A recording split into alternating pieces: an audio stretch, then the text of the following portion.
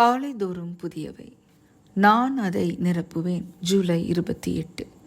எங்களால் தேவனுக்கு மகிமை உண்டாகும்படி தேவனுடைய வாக்குத்தத்தங்கள் எல்லாம் இயேசு கிறிஸ்துவுக்குள் ஆம் என்றும் அவருக்குள் ஆமீன் என்றும் இருக்கிறதே. 2 கொரிந்தியர் 1:20. 1835 வருடம் டிசம்பர் மாதம் 2ஆம் தேதி ஜார்ஜ் முல்லர் அவர்கள் சங்கீதம் 81 வாசித்துக் கொண்டிருந்தார். 3 நாட்களுக்கு முன்னால் தான் அனாதை இல்லம் ஒன்று திறக்க வேண்டுமென்று அவர் தீர்மானித்திருந்தார். தனக்கும் தன்னை நம்பி இருக்க போகிற மக்களுக்கும் எந்த குறைவும் இல்லாதபடிக்கு அவருடைய வாயை தம்முடைய நன்மையினால் தேவன் நிரப்பப் போகிறார் என்பதை அவர் உறுதியாக உணர்ந்தார்.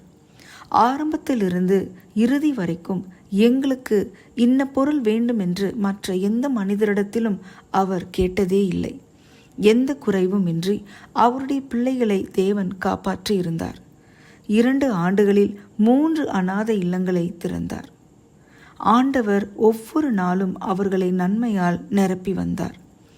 சில சமயங்களில் கடைசி நிமிடம் வரைக்கும் சாப்பாடு எப்படி வரப்போகிறது என்று தெரியாத நிலை இருந்திருக்கிறது.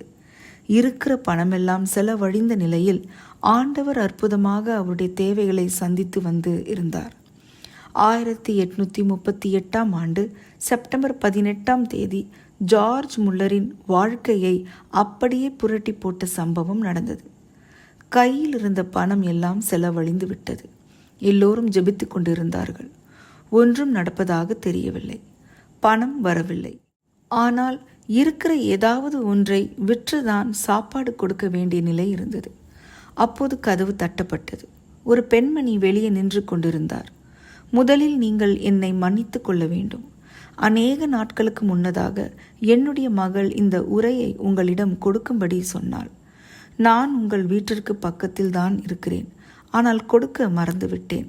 இன்றைக்கு உடனடியாக கொடுக்கும்படி தூண்டப்பட்டேன். அதனால்தான் ஓடி வந்தேன் என்று அந்த உரையை அவரிடம் கொடுத்தாள். உரைக்குள் தேவையான பணம் இருந்தது. தேவனுடைய வாக்குத்தத்தங்கள் ஆம் என்றும் ஆமீன் என்றும் இருக்கிறது. ஆமீன் என்றால் அப்படியே ஆக கடவுது என்று அர்த்தம். தேவனுடைய வாக்குத்தத்தங்கள் நம்மில் நிறைவேறும் போது தேவனுக்கே மகிமை உண்டாகிறது.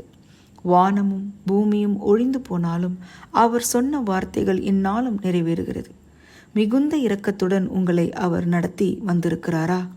கர்த்தர் சொன்ன வார்த்தைகளில் ஒன்றாகிலும் தவறி போகவில்லை என்று மற்றவர்களிடம் சொல்லுங்கள். ஜெபம். கர்த்தாவே, அவருடைய வாக்குத்தத்தம் எங்கள் வாழ்வில் நிறைவேற அனுக்கிரகம் புரிந்தருளும். ஆமீன்.